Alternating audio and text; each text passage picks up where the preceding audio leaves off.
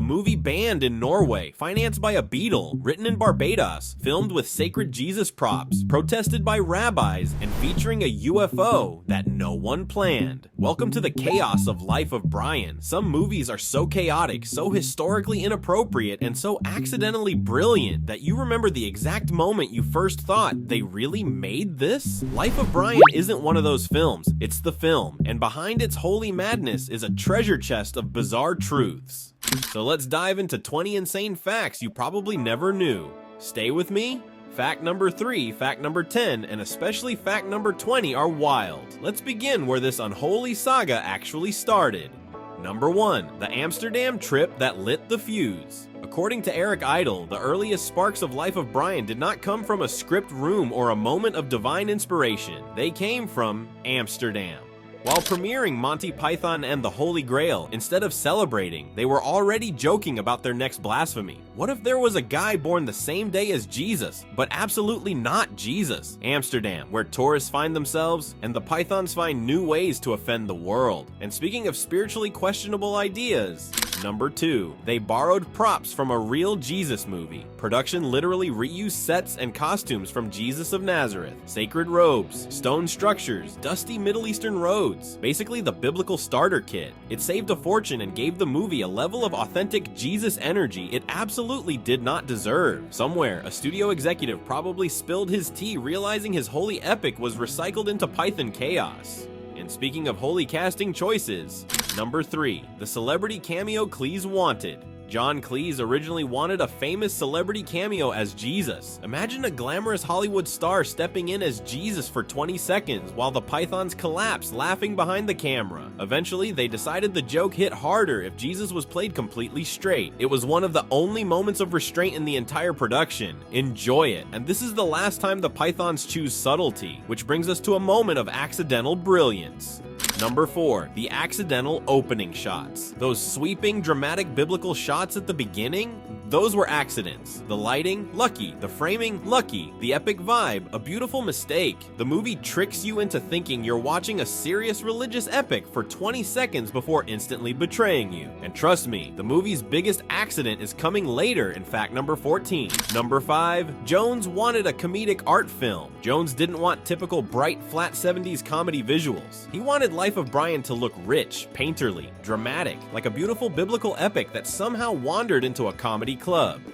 Cinematographer Peter Bizyou nailed it. And speaking of creative visions clashing, number 6, The Duel of the Terrys. Gilliam and Jones co-directed Holy Grail, which was essentially a creative fistfight with cameras. For Life of Brian, Gilliam stepped back so Jones could direct solo, giving the movie one unified vision, one leader, one tone, one man trying to coordinate 6 comedians who cannot agree on lunch. To strengthen that unity, the Pythons needed a retreat. Number 7, the Barbados Brainstorm Retreat. They didn't write in London, they didn't write in cafes, they didn't write in anyone's living room. They went to Barbados. No wives, no agents, no distractions, just the ocean breeze and 6 men arguing about the Judean people's front, which leads us to the man who played Jesus.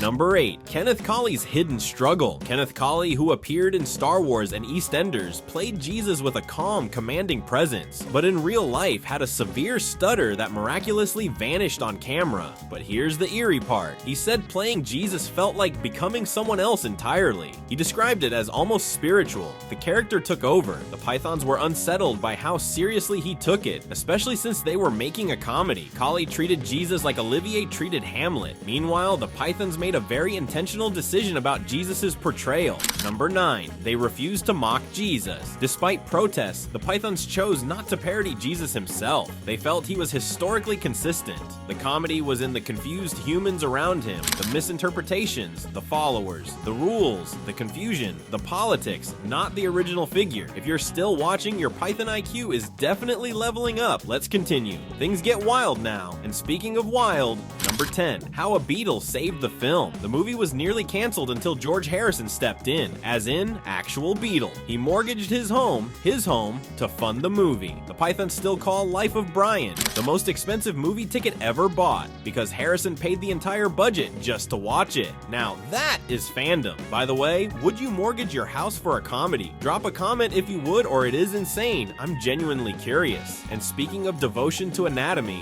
number 11. Graham was circumcised for the window scene. In the famous nude window scene, Terry Jones realized Graham Chapman wasn't circumcised. Chapman fixed it with a rubber band, pulling the skin back to create a Holy Land accurate appearance. A 2-cent special effect for a multi-million-dollar film. Hollywood, take notes. Chapman's special effect was brilliant, but the extras outside the window, they were not prepared for what happened next. Number 12. Muslims objected before anyone else. Around 300 Tunisian extras, many of them Muslim women, were present for that scene. When Graham opened the shutters, half the extras ran away screaming. Some women simply left during filming to go home and make dinner. This was the beginning of the controversies. By the way, can you imagine being one of those extras? Would have run too, or if you would have stayed to watch the chaos. And then came the Sacred Walls. Number 13. Sacred Walls versus Comedy Crew. The team tried very hard not to damage any sacred shooting locations. They were careful, respectful, gentle, and still accidentally damaged things. Tension with officials skyrocketed, but nothing created panic like what happened next. Number 14. The UFO race against tax laws. Remember that UFO I mentioned at the start? Here's the insane story behind it. The bizarre UFO scene, the one that feels like the universe glitches for 20 seconds, was filmed in a desperate sprint to beat a tax deadline. They had to shoot fast, improvise faster, and finish before they lost £200,000 in British tax incentives. Basically the entire Tunisia budget. They got take 1. That glitchy fever dream feeling. That's actual production chaos captured on film. This wasn't artistic experimentation. This was tax anxiety. Timing once again shaped everything.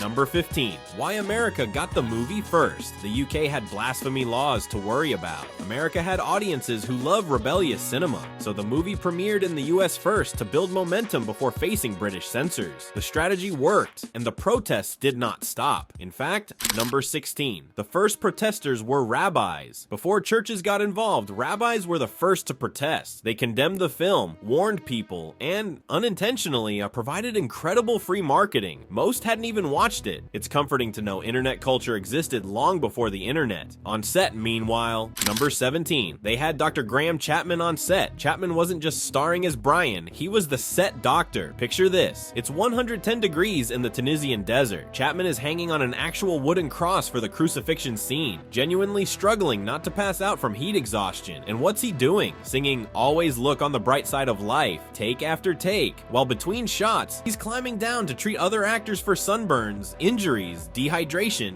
you name it. The man was simultaneously dying and being the medic. That's not acting, that's survival. Brian of Nazareth, MD.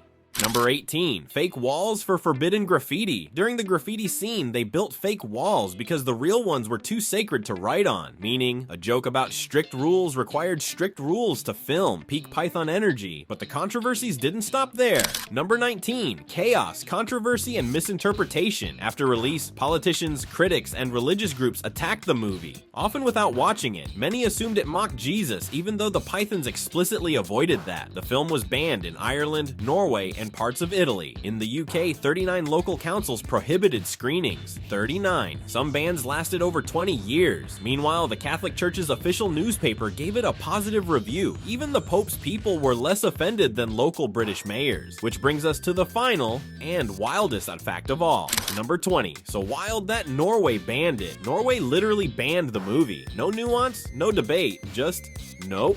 Sweden immediately used this as marketing gold. So funny it was banned in Norway.